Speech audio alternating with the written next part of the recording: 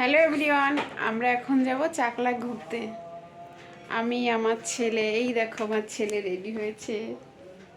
আমি যখন আমার ছেলেকে দেখাচ্ছিলাম, ছেলে বলছে, মা আমাকে একটু ভালো করে দেখাও। চাকলা মন্দিরে কিন্তু আমি আর আমার ছেলে যাচ্ছি না, এখানে বলেছি আমি আর আমার ছেলে যাচ্ছি, কিন্তু আমরা যাচ্ছি অনেকেই। তারপরে দেখো রেডি হয়ে জানো তো বসে থাকতে কারোরই ইচ্ছা করে না, তাই অনেকক্ষণ দাঁড়িয়েছিলাম। তাই কি করব, তাই আমি এখানে রিলসের জন্য ভিডিও করছিলাম। এটা সবারই মনে হয়, রেডি হয়ে কখনো বসে থাকতে ইচ্ছা করে না।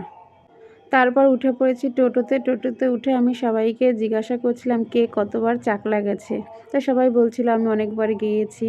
এইদিকে দেখো ছেলেকে বলেছি হাই করতে, ছেলে ঘুমিয়ে পড়েছিল, ঘুম থেকে উঠেও একটু হাই করে দিল সবাইকে। তারপর দেখতে দেখতে আমরা চলে এসেছি চাকলা মন্দিরে। চাকলা মন্দিরে এসে একটা ডালা কিনে সেখান থেকে আমরা ঢুকে পড়লাম মন্দিরের ভেতরে। এই দেখো এটা হলো চাকলা মন্দির।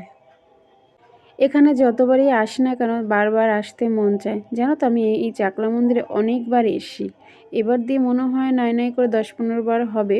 তারপর দেখো চাকলা মন্দিরে এই বাচ্চাটার ওজনে মিষ্টি দেওয়া হচ্ছিল। তারপর এই দেখো এই যে বাবা লোকনাথের মন্দির, এখানে বাবাকে বস্ত্র পরানো হচ্ছে। দেখো দেয়ালে লেখা আছে মন্দিরের ফটো তোলা নিষেধ, কিন্তু কে কার কথা শুনে, সবাই ভিডিও ফটো তুলেই যাচ্ছে। তারপর আমার ছেলে এবং আমার ননদ মন্দিরের ভেতরে চলে গেছে। মন্দিরের ভেতরে বলতে একদম বাবা লোকনাথের ভেতরে। এখানে যেতে গেলে টোকন কাটতে হয়, তারপরে ওখানে ঢুকতে দেয় যে কোনো একজন। তারপর আমি এখানে বাবাকে নমস্কার করে নিয়েছিলাম, অঞ্জলি দেবো, তাই এমনি একটা রিলসের ভিডিও করছিলাম। তারপর এখানে অঞ্জলি দেব বলে আমরা সবাই বসে আছি। আমরা আজকে বাবার ভোগের দর্শন পেলাম। এখানে আমরা যখন বসেছি তখন দেখি বাবার ভোগ নিবেদন করা হচ্ছে, এখন আরতি করা হচ্ছে বাবার জন্য।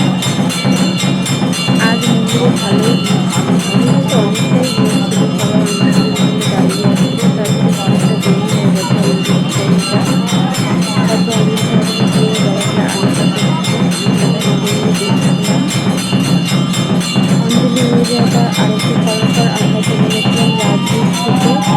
রাজভোগ খেয়ে এসে তারপরে আবার একটু এখানে বসে থেকে আমরা চলে এসেছিলাম মাঠটায়, অনেকক্ষণ বসেছিলাম। তারপরে কিছু কেনাকাটা করে সেখান থেকে বেরিয়ে চলে এসে তখনও আমরা অনেকটা টাইম পর্যন্ত মন্দিরেই বসেছিলাম। তোমাদের দেখানোর জন্য আমি পুরো মন্দিরটার ভিডিও করেছি। দেখো কি সুন্দর বাবা লোকনাথের মন্দিরটা। ওই সাইড থেকে দোতলায় উঠতে হয়, এই সাইডটা অনেক দিন ধরে বন্ধ রেখেছে। আর জানো তো এখানে শুক্রবার কার্তিক মাস শেষ, সেদিন মঙ্গলদ্বীপ জ্বালানো হবে, তাই প্রচুর লাইট পরিষ্কার করছিল। তোমরা যদি যেতে চাও মঙ্গলদ্বীপ জ্বালাতে যেতে পারো।